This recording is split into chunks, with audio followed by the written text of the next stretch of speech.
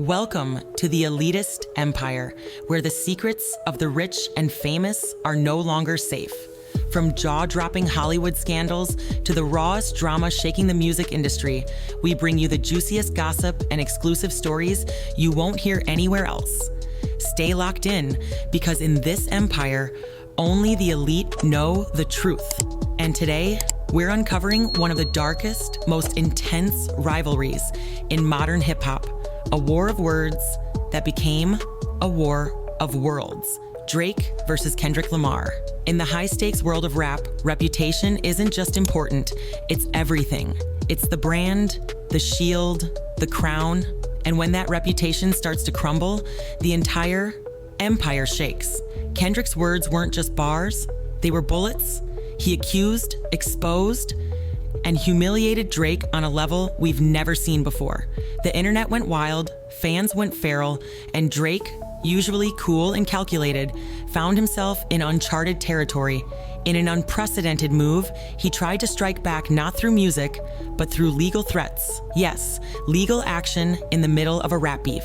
It all began with a single verse, a bold, fearless declaration that sent shockwaves across the hip-hop landscape. The year was 2013. Kendrick Lamar dropped his now infamous verse on Big Sean's track Control. And with just a few lines, the entire rap game was set on fire.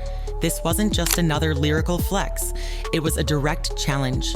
Kendrick called out his peers by name: J. Cole, Big K.R.I.T., Whale, Pusha T, Meek Mill, A.A.AP Rocky, and yes, Drake. But more powerful than the names themselves was the message hidden in the lines.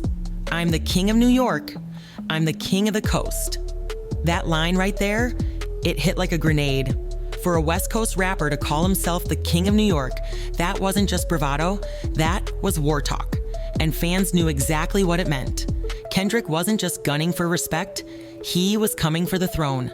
The coast-to-coast dominance, the lyrical supremacy. He was planting a flag in Drake's territory, declaring himself the new alpha of the game. Weeks passed, then months. Drake didn't fire back, not directly. Interviews hinted at annoyance. A few subliminals were scattered in tracks, but nothing concrete. And that silence, it only added fuel to the fire. Fans debated endlessly. Was Drake scared? Was he plotting? Was he silently letting Kendrick win?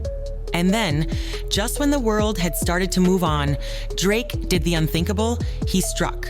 And not with a subtle jab or a quick 16, but with a full-on assault. He dropped The Story of Adidon, a track so venomous, so personal, that it left jaws on the floor, with haunting artwork featuring Drake in blackface and verses laced with brutal attacks on Kendrick's authenticity, his past, and even family-related rumors. It was clear. Drake wasn't playing anymore. In that moment, the game changed. What started as a lyrical competition turned into a personal vendetta. The gloves were off. And while some praised Drake for finally clapping back, others questioned, had he gone too far? Because now the lines between rap beef and real-life damage were blurring. This was no longer just about bars. This was about legacy, pride, and how far two men were willing to go to prove who truly ruled hip-hop. And as the dust settled, one thing was clear. This battle was just beginning. After Kendrick's lyrical bomb detonated, the battlefield quickly expanded beyond the studio walls. This wasn't just about music anymore. This was war. And Drake? He wasn't going to sit back and let his multi-million-dollar image be dragged through the mud without a counterattack. But instead of firing another diss track, Drake pulled a move no one saw coming. He went legal. Yes, legal. The rap game had suddenly become a courtroom drama. In a bold and controversial move, Drake attempted to sue his own label, claiming they had failed to protect him. The reason? Allegedly allowing Kendrick Lamar to escalate a personal beef into a full-blown public character assassination. Drake's legal team argued that Kendrick's words weren't just competitive jabs. They were career-threatening, defamatory, and intentionally designed to damage his public persona on a global scale. But Kendrick? He didn't flinch. He didn't apologize. If anything, the lawsuits made him louder. On stage, in interviews, and even on social media, Kendrick leaned into his role as the fearless truth teller, the lone wolf taking on the music machine. He portrayed himself as the independent warrior standing up to an empire built on manipulation and curated image. To the public, it was David versus Goliath, and Kendrick was winning hearts fast. And here's where things got messier. The more Drake tried to control the narrative, the more it slipped through his fingers. Online, memes mocked him for lawyering up. Twitter erupted with fans calling him soft, saying he couldn't handle real bars. Headlines flipped the script. Instead of seeing Drake as the victim, people started viewing him as a power-hungry giant, trying to silence a smaller, realer voice. Even hip-hop purists began weighing in. Legends and fans alike questioned, since when did rap beefs end in lawsuits? Kendrick was playing the game by its original rules, lyrical warfare, no holds barred. But Drake had broken the code. And that betrayal of the culture started to cost him dearly. What began as a lyrical scuffle had morphed into a full-blown PR disaster. Kendrick didn't just come for Drake's crown, he pulled it off, tossed it into the crowd, and asked the world who really deserved it. And the crowd? They weren't cheering for the sixth god anymore. He didn't have to name names, he didn't need to scream accusations. Kendrick, in his signature style, let his tone and timing do the damage. He brought up Drake's past, specifically his history with much younger women. It wasn't direct, but that's what made it worse. It was haunting, because when Kendrick implied that the public didn't know half of what was really going on behind the scenes, the world listened. And then they searched. Screenshots resurfaced, old interviews were clipped and posted, fans dissected past timelines looking for inconsistencies. Drake's previous connections with underage girls, once dismissed by fans as taken out of context, were now being re-examined with fresh, brutal eyes. Twitter, TikTok, Reddit, they all exploded. Suddenly, the whispers turned into roars. Headlines danced with the term predator. The image of the polished, romantic sixth god was shattering in real time.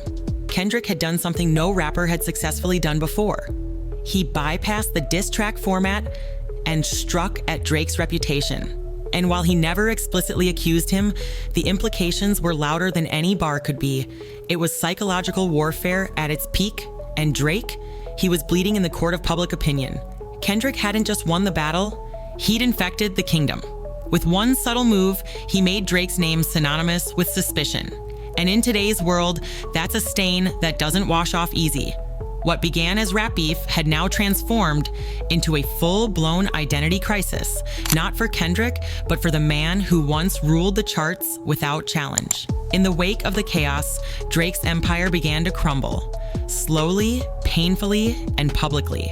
The lawsuit, which he hoped would clear his name and shift the blame, ended in nothing but silence and legal dust. Instead of restoring his image, it backfired, making him look more desperate than dominant.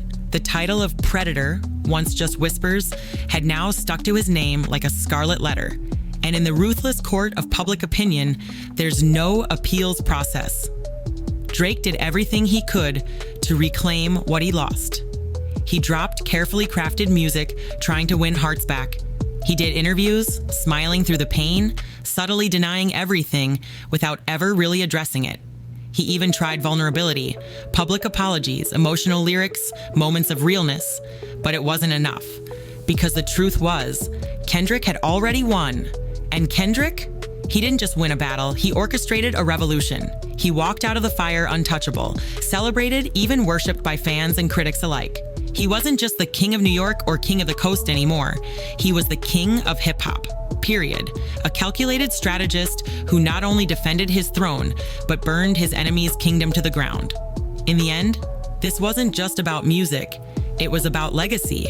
And while Drake's crown slipped, Kendrick's shine only grew brighter. This wasn't a diss track war, it was a dethroning. And when the smoke cleared, there was only one man left standing on top. So what happened after all of this? Drake is still around, but he's no longer the undisputed king of hip-hop. Kendrick Lamar, on the other hand, solidified his place in the game as a true legend. In the world of hip-hop, battles are fought not just with words, but with the weight of public opinion. And in this war, Kendrick Lamar came out on top.